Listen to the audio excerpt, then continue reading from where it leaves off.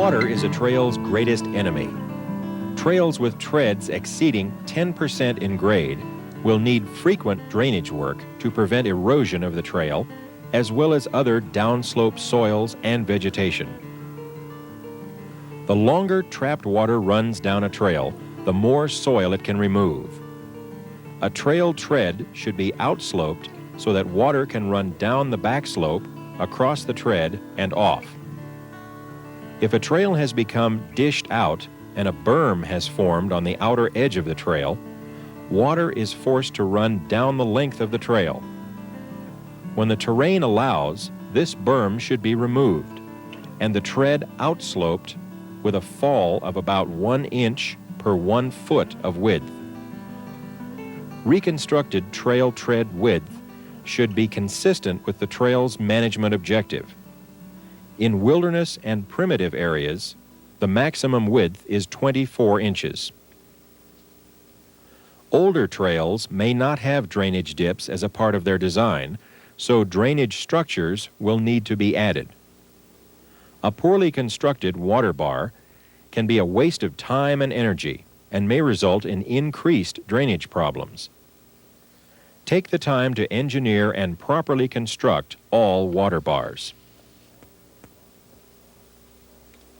A log or rock water bar is installed across the trail tread to direct water off a trail before tread damage can occur. Trees that are selected to be cut for water bars should be 8 to 10 inches in diameter and out of sight of the trail. Conifers and hardwoods make the best water bars and should be peeled before installation. Peel the logs in the same area where they are cut to protect trail aesthetics. Logs should be individually measured to allow for 1 foot of backslope burial, as well as the extra length that is needed for diagonal installation. The peeled log should be installed at a 45-degree angle to the trail's center line in a trench that is as deep as half of the log's diameter. The upper end of the log should be buried 12 inches into the backslope. After the log has been backfilled, any remaining dirt should be placed on the downhill side of the log and compacted to further reinforce the structure. Any excess log that extends beyond the outer edge of the tread should be cut off and hidden below the trail. A large rock can be placed on top of this outer log end to further anchor it. Flat rocks can be placed below the outer edge of the water bar to create an apron or spillway and further reduce downslope soil erosion. When the structure is complete, any water flowing down the trail should be turned off the trail without flowing over the top of the water bar. A rock water bar is installed using the same design specification. The first flat rock is installed 12 inches into the backslope, and the next rock is placed below, downgrade, from the first one with a 2-inch overlap. Rock water bars should be installed at a 45-degree angle to the trail tread and extend across the whole tread. The tops of the rocks should be 4 inches above the trail tread after backfilling, and any extra soil should be compacted on the downhill side of the structure. When a steep trail is dished out and the terrain will not allow for tread drainage, 6-inch to 8-inch diameter peeled logs can be installed perpendicular to the trail's center line as fill bars. Bury each end of the log 12 inches into the backslope. The log should be buried half its diameter into the tread so that water can't flow under it. This series of step-like structures will slow the water down so that the trail soils are not moved beyond the log. Switchbacks are high-maintenance structures.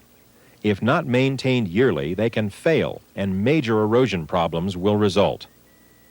The upper leg of a switchback should be sloped into the back slope of the trail at least 50 feet before the turnaround point. The resulting ditch will carry water off the structure rather than allowing it to run across the two trails. The actual turnaround point should be graded flat with the water bar installed at the point where the lower trail begins. The backslope ditch should be kept free from material that has fallen off the backslope.